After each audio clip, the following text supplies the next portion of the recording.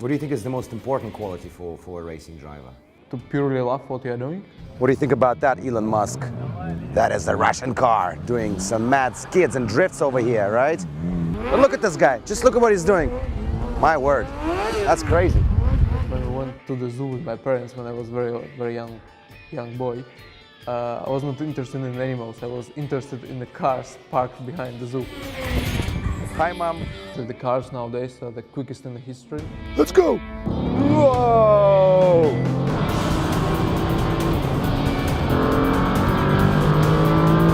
Нормально, да, снимаем? Woo!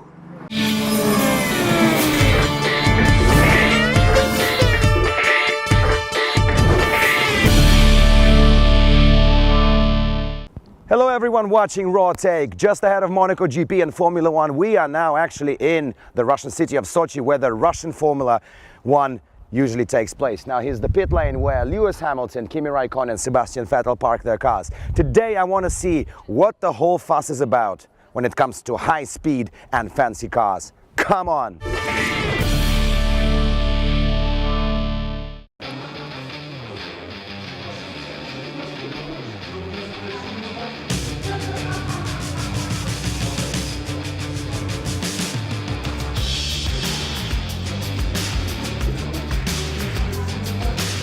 That's where the champ parked his car in Sochi. He actually won it 3 times here, and a hat-trick of victories for Lewis Hamilton. Last year, actually, when he won it, he all but sealed another title win. And this season, he's unstoppable again, top of the charts as we speak.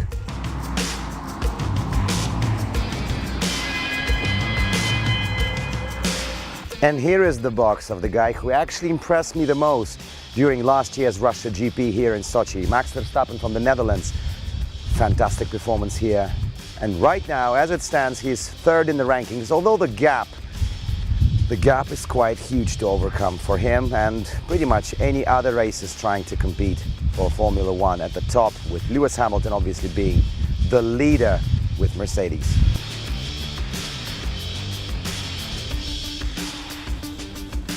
Believe it or not, but Sochi's F1 track has actually been 30 years in the making. The first attempt to have an F1 track in this country was made back in the Soviet days in 1983. Now, obviously, during an F1 season, everyone sits here and watches the race over there on the track.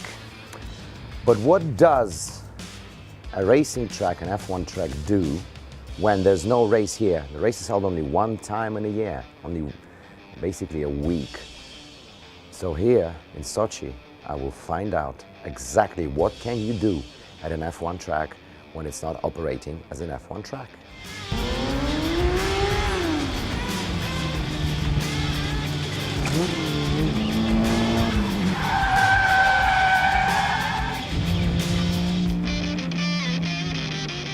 We have a number of short programs in terms of teaching kids how to ride motorcycles, teaching people how to ride the car, and obviously if you're not too interested in driving behind the wheel, you can either be in the passenger seat or you can just go for the excursion program, which we have a number of as well. So it's like a big school for racers, in a way. The schooling part is only a tip of the iceberg, so to speak, because obviously we understand that the average tourist in Russia that comes to Sochi is interested in sunbathing. And that's what he's here for. He's here to chill and enjoy the sun. This is like your average, this is like the Russian Riviera, you know. But obviously at some point you're gonna get tired of laying down, and that's when we come in.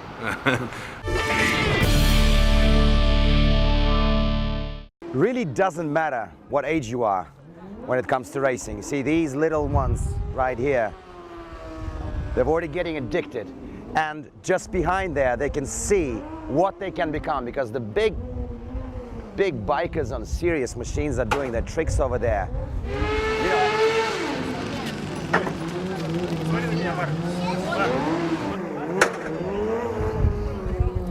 Whoa, these guys are fast.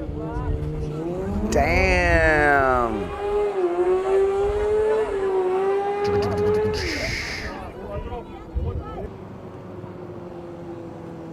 See, you can be that small and already be a motor racer. Look at this guy. Look at this guy. This kind of brings me back to my childhood when I tried to do tricks on a motorbike and instead hit the barn door, smashed the bike, injured my foot, and that's how my motorbike career was over. But look at this guy. Just look at what he's doing. My word. That's crazy.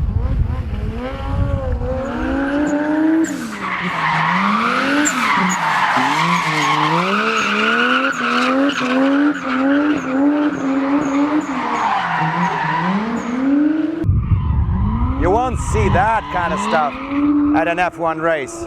You know, a drifting car speeding past by you, which is something that you can do in an off-season F1 when the facilities are not used for F1. There's things like drifting school, for instance, which is exactly what this guy is doing right now. Oh my days!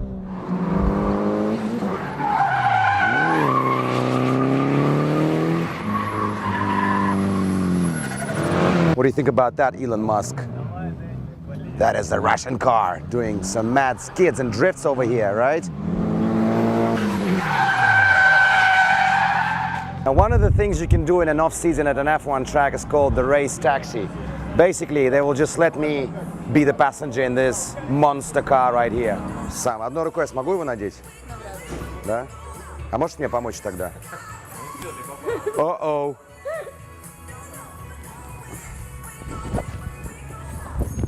Hi, Mom.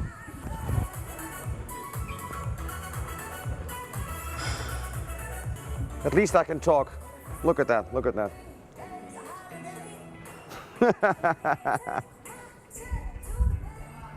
That looks better, right? Jesus Christ. Okay, I am super, super excited. I looks weird, but I'm super excited. Let's go. I'm in. This is Andre. He's gonna drive me around. Ooh. Let's go. Let's go.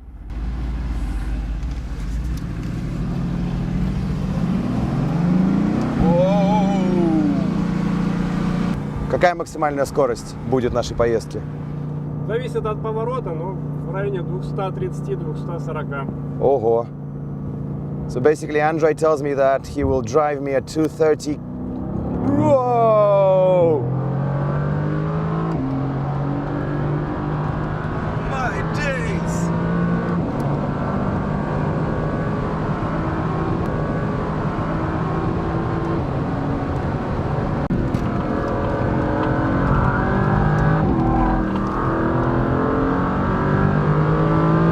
This is insane.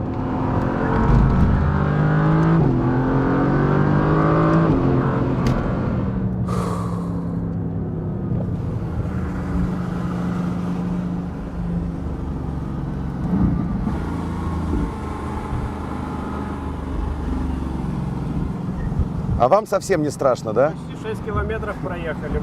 6 километров, 6 kilometers in like 2 minutes. Oh my God. Спасибо, Андрей. Пожалуйста. Это было замечательно. Всего доброго. Перегрузочки отличные. Ух. Всего доброго. Пожалуйста. Давайте поможем вам шлем. I need help.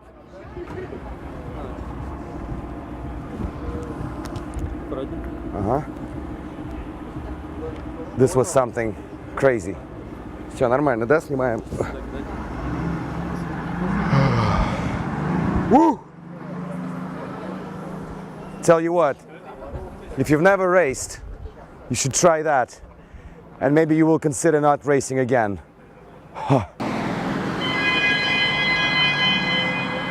Now, as I've told you before, I like to do things raw and straight off the racing track where I was driven at 230 kilometers per hour. I am going to meet the guy who's just 23 years of age, but he's been doing that kind of stuff for more than a decade already, and he's an actual F1 pilot. And it's my utmost pleasure to be talking to Russia's pilot, F1 pilot, Sergey Sirotkin, representing Team Renault at the moment. Thank you so much for joining us here on Raw Take. I have to tell you, I just had a couple of circles around the track in Sochi, not in an F1 car, obviously, not, but in a very fast car as well. And I've never done that before. 230 kilometers per hour, and then boom, it's 60 kilometers per hour. So I got out of the car and felt a little dizzy. So the question is, how do you do that on a regular basis? I never even questioned myself about about those things. I mean, I guess because I'm doing this for, again, all my life, all my career, your body is so used to such loads, in general, being in such situations for a long time that it's just normal. So, I mean, there is nothing specific I feel about that. But do you think you have some certain characteristics in your body which allow you to take that pressure regularly and deal with it easily? I think it's just generally there are some type of people who are better with that kind of lows, that kind of G's, and generally some other type of people who are struggling more to kind of feel fine, being in such a situation. So I think if you're a racing driver, for sure you should be in the first type of group of people. What do you think is the most important quality for a racing driver? I know there's a whole range of different racing you could do, a rally racing, an F1 racing. I mean, but for yourself, for what you do, what do you think is the most important quality? To purely love what you're doing, I think that's a key for. It doesn't even matter if it's racing or something else. I mean, if you want to be the best guy in what you're doing, you have to love it more than anyone else. That's this passion is something which keeps you pushing harder and harder, which keeps you awake longer and longer and wake up earlier and earlier every day to kind of go higher and higher. So I completely agree with you. I mean, I love what I do. I would not trade this for anything else, even though you have to carry the cameras around, travel all the time. Like yesterday I was in London, today I'm in Sochi, Okay. But I would never trade that for anything else because I do love what I do, and I agree with you completely. But how did you decide to become a racing driver back in the days? again, it's something you should not be deciding. It's not like one day you wake up and then, okay, I don't want to do this anymore, I want to be a racing driver. It should be something which is in your heart from the beginning, and that's how it's been with me. So you say you were born a racing driver? I mean, for sure, I wasn't born behind the wheel of a racing car, but for sure I was born with a big passion to this, because as soon as first time when I was 2-3 years old, I could hardly understand what it is, but when I saw the Formula 1 race on the TV, I mean, I was straight away fully interested in that, and since then, I mean, I never stopped following that. How old were you when you first saw your F1? I don't remember, 2-3 years old. I mean, it was this very old. I mean, not the type of screens. It was very old, like massive TV with a little screen. It probably was even black and white. I don't remember, but I mean, it was. I mean, old days, really old days. So, yeah. Since then, it was always with me, and I mean, it was always a big dream, but it was so far away that, I mean, like for us now. As what we would think about flying to the moon tomorrow. I mean, it could be good, but we never think it's possible. That's how it's been with me. So. When you saw that first race, maybe there was a particular pilot who impressed you and it clicked in your head that you need to do I think it was Schumacher and Hakkinen fighting.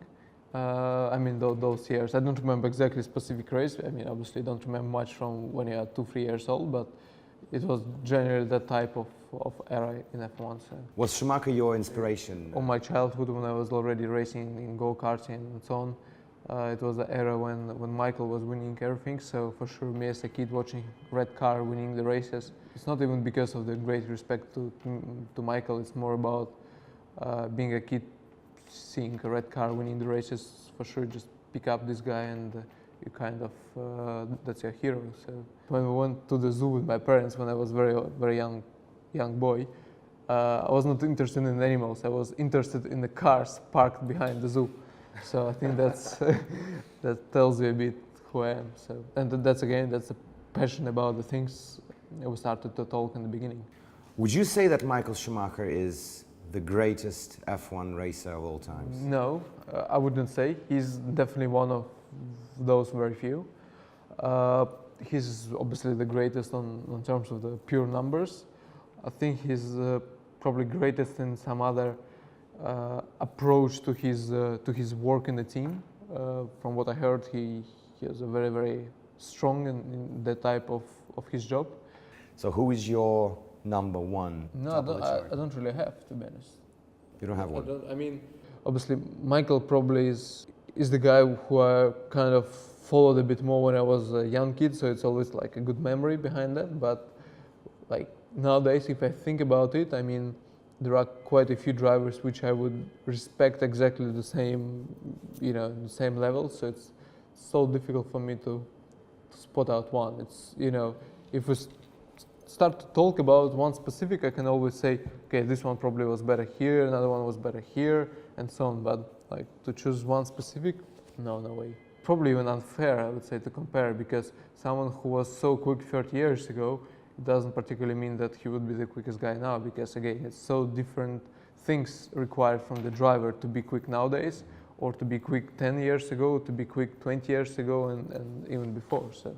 Since you mentioned it, how do you think the sport itself has evolved? Has it become much quicker, much faster these days? Because if we talk about like many other sports, like football, for instance, it's become much faster, much more physical. How do you think, in your eyes, how has the F1, the racing sport, changed over the years? Obviously, the cars nowadays are the quickest in the history, despite all the limitations in technical regulations. Technology is absolutely unbelievable. I mean, if we are one of those who haven't seen the F1 car, I mean, it looks like a space shuttle. It's incredible, how many things it has and how difficult it is to, to set it up and to be working with that. So from the drivers nowadays, it's not more about, first of all, the freedom as a driver. It's getting less and less. So if in old days, I would guess, the driver to have a bit more possibility to play with a few things and kind of gaining some lap time on that. Nowadays, what the driver can do is less, so it's a lot more about precision from the driver rather than just more like rough things, let's say. So now it's all about big pressure and being super precise under the big pressure and as consistent under the big pressure as you can, while probably some time ago it was a bit more about rough things and rough, idea of your driving, let's say. So. Mm-hmm. So you're saying the driver is less responsible now, meaning that the team is more... No, they are not less responsible, they are probably more responsible at some points, but what I'm saying is that as the technology is absolutely unbelievable, is the things where the driver can play its role is less wide than it was before. But as you have less width, you have to be more precise in what you're doing. So if you still want to be the best, you have to work in very little window, but if you are there, you have to be mega precise, while in the past, obviously having much wider window, you could be still winning the races, not being, just using your skills, but not being as precise as you have to be now. Might that be the reason why Mercedes is now dominating and the great Ferrari is somewhat lagging behind? Is there some sort of miscommunication now between the pilots and the technology and the team? It's probably not fair to say it this way, but for sure it is a bit in some terms in some places. But I would say Mercedes is obviously the greatest team. They're very, very strong now in terms of, in general, their approach. They didn't start like this year, same as the last year. The car they launched in the beginning of the season, it wasn't the best car in the field. It was probably Ferraris both years, which looked the strongest car in the winter test. But it was always a Mercedes who did a better job on collecting all the information through the test, being as precise and as quick as possible, analyzing all of that, bringing the upgrades for the race one in Melbourne, and then once you're in Melbourne, having the quickest car over there. Essentially, their team works better right now than Ferrari. I think as a team, as organization, as a group of people, yes, for sure. Mm-hmm.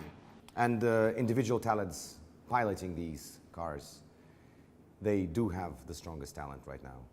What I'm saying is basically they have the perfect combination for an F1 team at the moment, right? I mean, they have a very, very good drivers. Valtteri is very close to lose this year, so they are very, very on top with the drivers. So, I mean, again, I would say as a group of people, as a team, as an organization, they are the strongest one. Even if they sometimes probably, or even if some tracks won't be the easiest track, easiest circuit for their car, as a team, they will always do the best. I read an article just basically came out yesterday. It's the BBC, which is obviously the main pundit in the UK, where Lewis Hamilton comes from, and he is the national pride, obviously, having won so many titles recently. But they say that Lewis Hamilton is, in fact, not the biggest star of the season so far. The biggest star, they say, is Max Verstappen. Would you agree with that? Because I was impressed, honestly, last year when I saw him perform here, and I think he was very, very strong. I mean, he's very strong. He's very, very talented. He's very quick, very, very racy, which is important. He has a big character, which is very necessary if you really want to be at the top in such a rude sport as racing, as F1 in particular. So that's right. And I mean, honestly, the last few years, Max was always one of the quickest guys. He was always one of the strongest guys in general. And then obviously, as he's still young, he's getting more and more experienced. He's getting more matured. So for sure, every year he's getting stronger and stronger. And this year, yeah, I mean, he's doing a very strong season so far. Now I really want to talk about your career, because you basically could have become an F1 driver at the age of 17, which is pretty young, let's say, right? It is young. I mean, it's similar to what Max did, actually. Yeah, that's why I made this bridge to, you know, the terms of the age. When you finally signed for your full season with Williams last year, your first race, you get in the car. Did you have any sort of little knee shake or, you know, a little nervousness that you are finally at the pinnacle of world racing, the F1, and you are a certified pilot? How did it feel? I mean, honestly, you know, it's such a long preparation before you actually jump in the car there, so it's kind of feel more normal once you are there. It doesn't feel like it's, I mean, it just feels like another racing series, another job to be done, and I mean, that's it. Again, it was such a long... You're not excited at all? No, for sure. I mean, for sure you are. I mean, it's such a long way that you have a lot of time to prepare yourself and to kind of accept where you are and what it is, and just take it as that's a job to be done. So, no, it's not like I was particularly nervous or something. It was just crazy weekend in general with a lot of, you know, nervous things. No, I'm not even saying racing. I was saying more about all the other aspects of what the driver has to do during the weekend. So I definitely remember this weekend as one of the most painful weekends in my life. But I mean, not because of the track activity. But what went wrong, do you think, in your season? You went into points territory once, that's for sure. All depends, you know, how you look at it. If you look at it from the very simple perspective, for sure we had a very bad season. But if you look in how we started the season and where we've been as a team in terms of obviously our performance and how we reacted to that and how we worked since then, and you know, to be able to squeeze the best from our car, which was unfortunately the slowest car on the grid.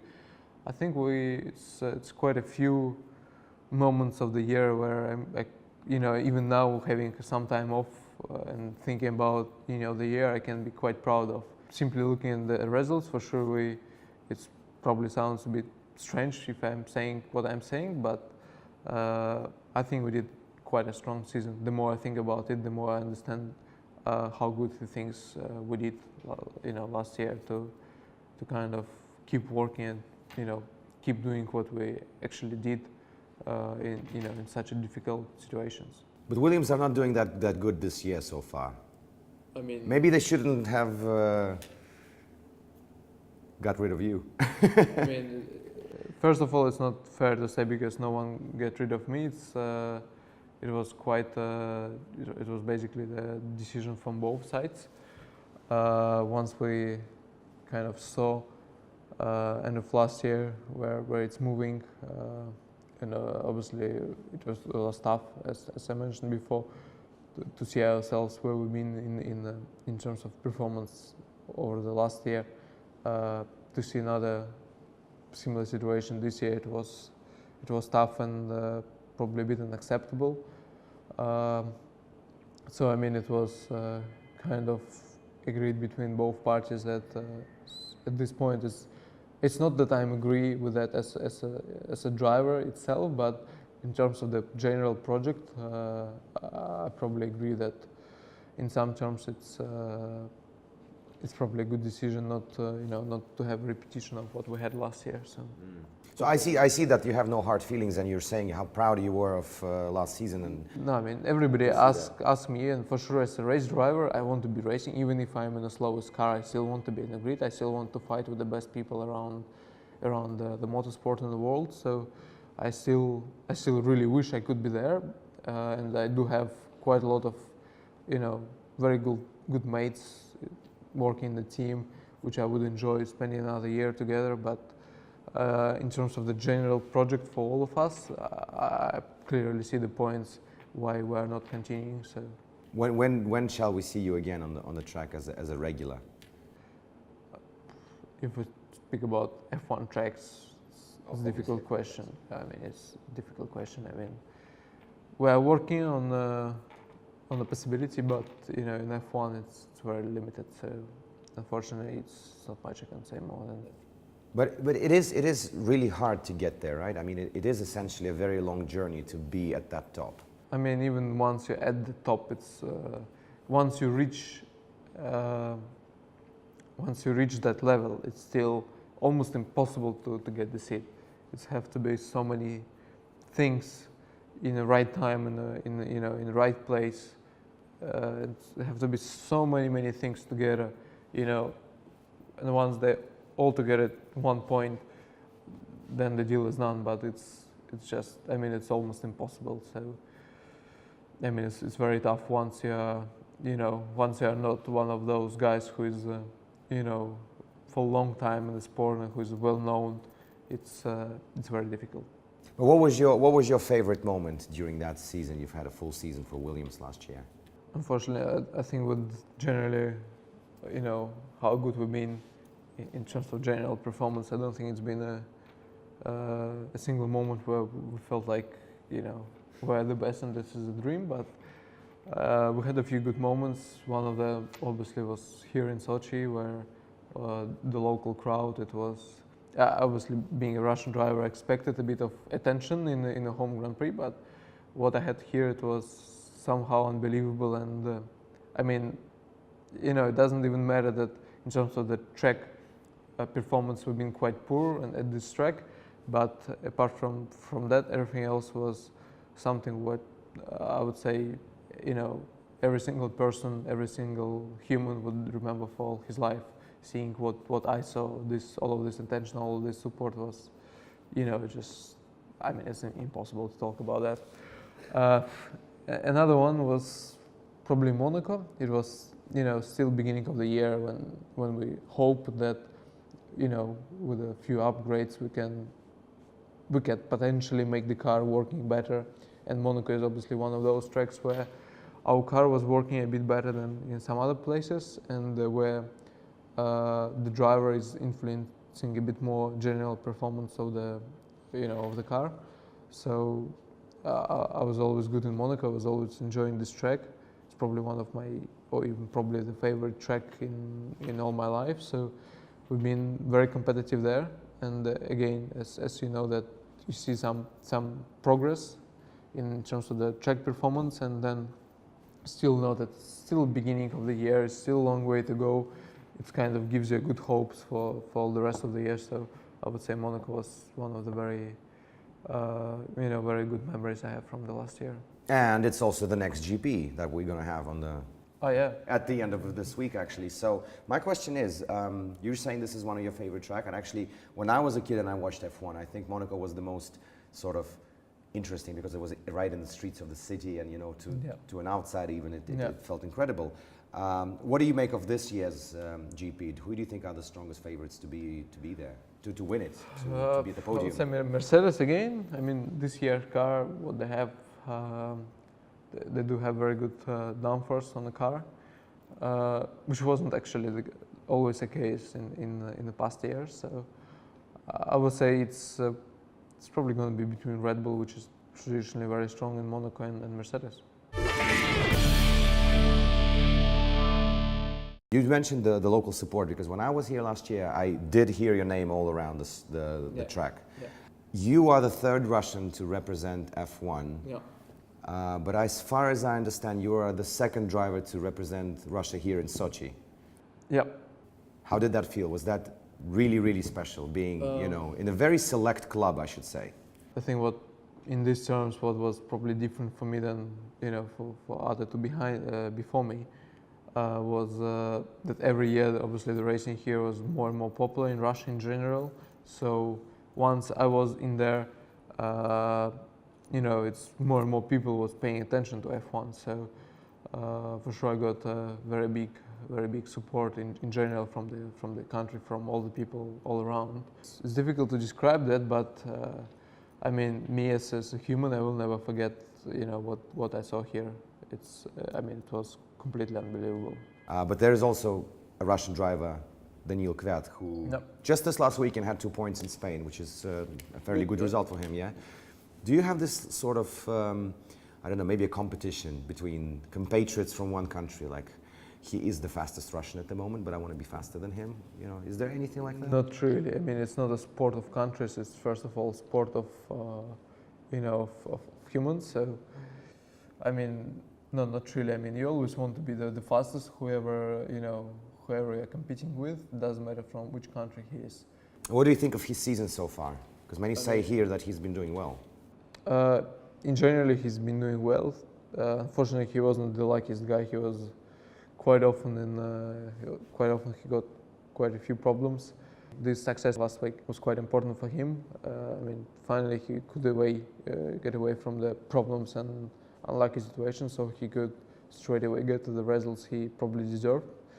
And the second he was, which wasn't actually unfortunately the case the last few weekends before, that he was quicker than his new teammate. So it's, it's always in your head. It's always quite a good thing to remember. So I think or actually probably better to say, I even hope that having this success behind him now and looking how difficult was the start of the year for him, he can build some more confidence. Thank you so much, Sergey. And I wish to see you on the F1 track as soon as possible and win. Yeah, hopefully this time.